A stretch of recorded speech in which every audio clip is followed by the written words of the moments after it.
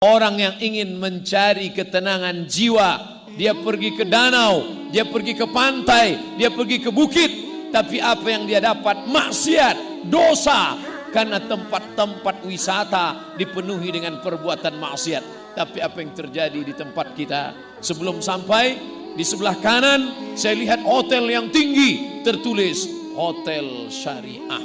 Bahkan sampai di sini, saya tanya, tamu-tamu di mana? Ditempatkan di tempat yang terjaga, fasilitas hotel, tapi iman mata terjaga. Saya ustadz tapi manusia biasa. Kalau ceramah di beberapa kota, saya ditempatkan di hotel.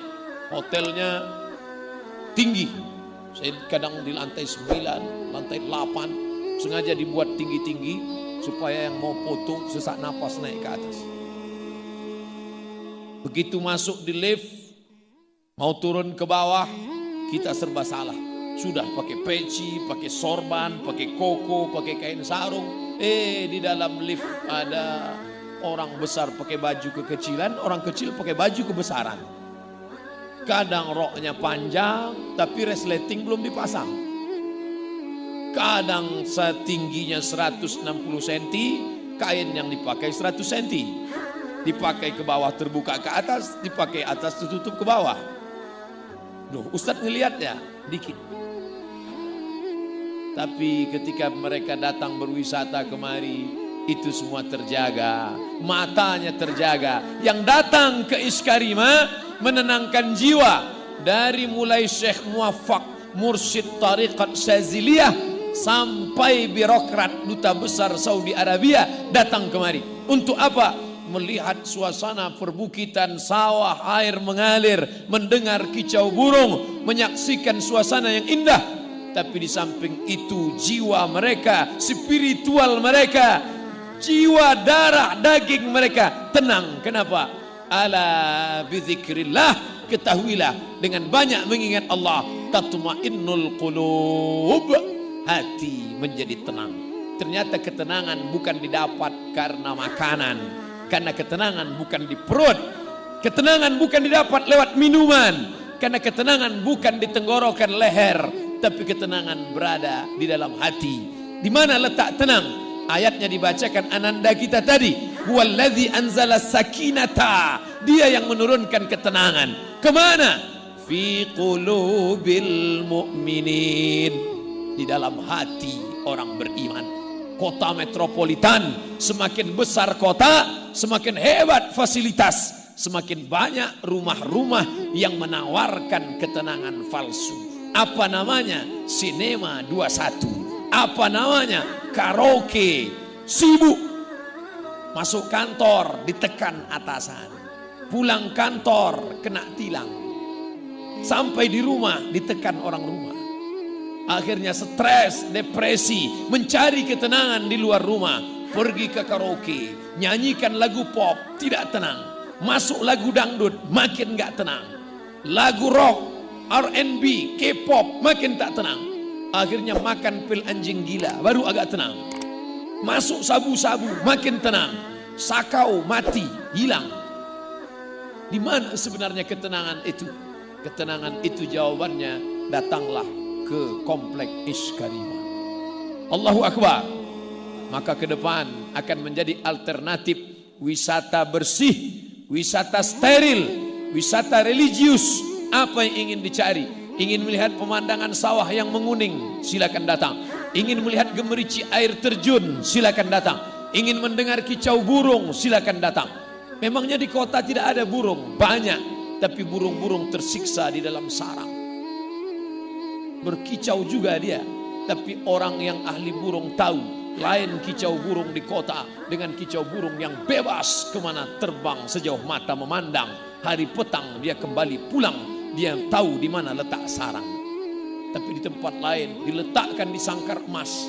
Burung itu berkicau, tapi sebenarnya bunyi kicauannya penuh penderitaan. Kawin. Dari sejak akil balik dia tidak melihat betina. Di sini alam terkembang, indah, kicau burungnya lepas, bacaan Al-Quran para santri menenangkan jiwa. Dari sejak saya sampai tadi, mendengarkan bacaan Al-Quran, sampai saat makan mendengarkan bacaan Al-Quran. Belum pernah saya makan senikmat ini dan sebanyak tadi. Entah karena indahnya bacaan Quran atau karena lapar, wallahu alam. Tapi rasanya Allah yang menurunkan ketenangan, karena janji Allah tak mungkin ada tipu dusta. La ya'tihil batilu min baini yadayhi wala min khalfihi. Itulah kitab yang suci, yang tak ada kepalsuan, yang tak ada kedustaan, yang tak ada kenistaan, yang tak ada pencitraan di dalamnya, baik di depan maupun di belakang. Tanzilal Azizir Rahim, yang diturunkan dari Dia yang Maha Perkasa dan Maha Penyayang, Al-Quran. Maka wisata religi, wisata bersih, wisata steril, jauh dari dosa, jauh dari maksiat. Ketika ini sudah terbentuk, sudah nampak, sudah nyata, maka di masa akan datang mustahil orang akan membawakan maksiat dan dosa ke lingkungan ini. Beruntung bertuah Bapak Ibu yang ada di sekitar pesantren Iskarima. Kenapa? Di tempat lain orang ingin merubah yang hitam, merubah yang gelap menjadi terang. Tapi di sini sudah terang duluan, sudah terang dengan cahaya Al-Quran. Maka mustahil orang akan dapat berbuat maksiat dan dosa. Andai pun ada diam-diam, tapi untuk nyata dia tidak akan berani. Kenapa? Karena masyarakat sudah ngaji, sudah terbentuk pola pikirnya, sudah nyata di depan mata, sudah nampak anak-anak penghafal Al-Quran. Maka nikmat besar bukan karena tinggal di kaki bukit dengan udara yang sejuk, bukan tinggal di tempat suasana dengan sterilnya, jauh dari polusi, bukan tinggal di tempat penuh dengan gemerlap dunia harta benda, tapi tinggal dengan mata yang indah melihat pemandangan, hati yang nyaman mendengarkan Al-Quran. Itulah kenikmatan yang luar biasa. Hadirin hadirat, muslimin muslimat yang dimuliakan Allah SWT. Saya yakin dan percaya bapak-bapak Kapolres Dandim yang pernah bertugas di sini pindah dia ke tempat lain. Saya yakin di tempat lain mungkin orang minta rekomendasi supaya dipindahkan ke tempat lain. Tapi saya yakin yang pernah bertugas kemari malah tidak akan pernah mau pindah ke tempat lain karena kenikmatan yang luar biasa. Ustaz kok tahu? Saya aja ingin berlama-lama di sini. Kalaulah bukan karena janji besok malam pengajian di MPR, mungkin saya akan minta nambah agak 2 malam lagi di sini. Kenapa? Karena suasana yang tenang. Oh, ini Ustaz ngomong basa-basi. Tak ada dusta di antara kita. Di tempat lain kita merasa tenang, nyaman, dingin, adem, ayam. Ternyata AC-nya kencang. Tapi di sini AC saya matikan. Tenang, sejuk, pikiran lapang, bauh mata memandang anak-anak membaca Al-Quran, penuh dengan sopan santun, adab. Anak-anak mencium tangan. Saya merasa tangan saya yang penuh bergelimang dosa tak layak mereka cium. Mereka hafal Al-Quran 30 juz di kepala mereka. Sedangkan Abdul Somad juz 30 pun kadang-kadang hilang-hilang timbul. Tak layak. Jadi jangan anakku tersinggung, beberapa kali saya tarik. Bukan itu tidak hormat. Aku merasa kalian jauh lebih mulia. Makanya mudah-mudahan dengan berceramah di sini, wasiqal ladzina taqau ilal jannati zumara. Walladzina taqau wasiqal ladzina taqau rabbahum, orang-orang yang takut kepada Allah nanti masuk ke dalam surga itu bukan sendirian, zumara, berkelompok-kelompok, berjamaah. Ternyata yang masuk surga itu berjamaah dan nanti dipanggil jamaah. Jamaah mana yang duluan? Dipanggil oleh malaikat. Berikut ini jamaah yang pertama, jamaah Iskarima. Yang pertama masuk pendiri almarhum, yang kedua pengurus yayasan, ketua sekretaris bendahara, lalu semuanya masuk, security masuk juga. Pas di barisan terakhir ada Ustaz Somad. Malaikat nanya, ini dari Iskarima? Bukan, dari Riau. Loh, kok gabung di sini? Pernah ceramah sekali, silakan masuk. Itulah gunanya kita menggabungkan diri dengan orang soleh-soleh. Walaupun saudaraku di tengah sawah di belakang, walaupun tidak kelihatan, saya tidak tahu betul di mana batas jamaah ini saking gelapnya.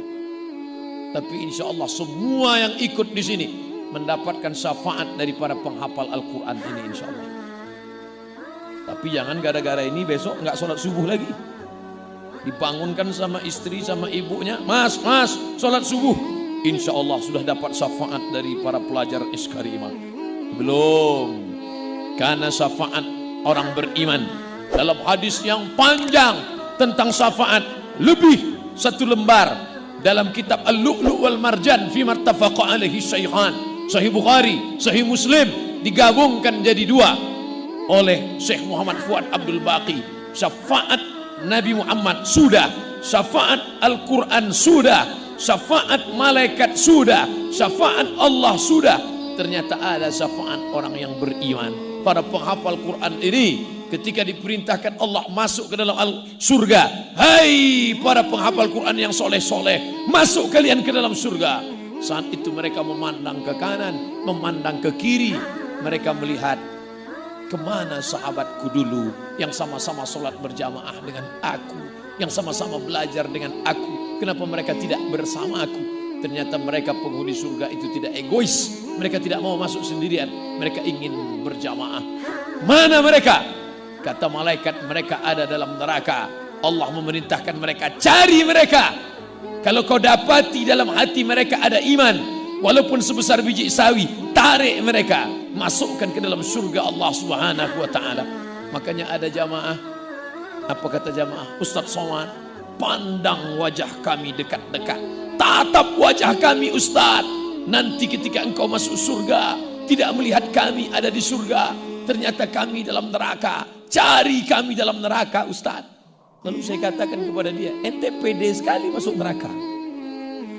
Kita berdoa pagi, petang, siang dan malam, Allahumma ajirna minan nar, Allahumma ajirna minan nar, Allahumma ajirna minan nar, Allahumma ajirna minan nar, wa qina adzaban nar, wa qina adzaban nar. Minta selamat dari api neraka. Tapi ternyata Iskarimah tidak egois. Dia tidak ingin dia saja yang selamat. Dia tidak ingin desa, kampung, kabupaten Karanganyar, lokasi daerah ini saja yang selamat. Tapi dia ingin ada negeri lain selamat. Alhamdulillah, selama pondok ini didirikan, sudah berapa cabangnya Ustaz? Hampir 40 sudah se-Indonesia. Loh, kenapa saya cuma tahunya Iskarimah di sini saja? Ternyata tempat yang lain tidak pakai nama Iskarimah. Silakan pakai nama apapun, silakan pakai identitas apapun. Yang penting sistemnya, yang penting metodenya. Apalah arti sebuah nama? Nama bisa pakai nama siapa saja, nama apa saja, tapi sistem dipakai. Masya Allah, tabarakallah. Baru sekitar puluhan tahun sudah begitu banyak cabangnya. Kita bermimpi 100 tahun di masa akan datang akan ada 1000 Iskarimah, 1 juta Iskarimah di dunia ini insya Allah. Allahu Akbar.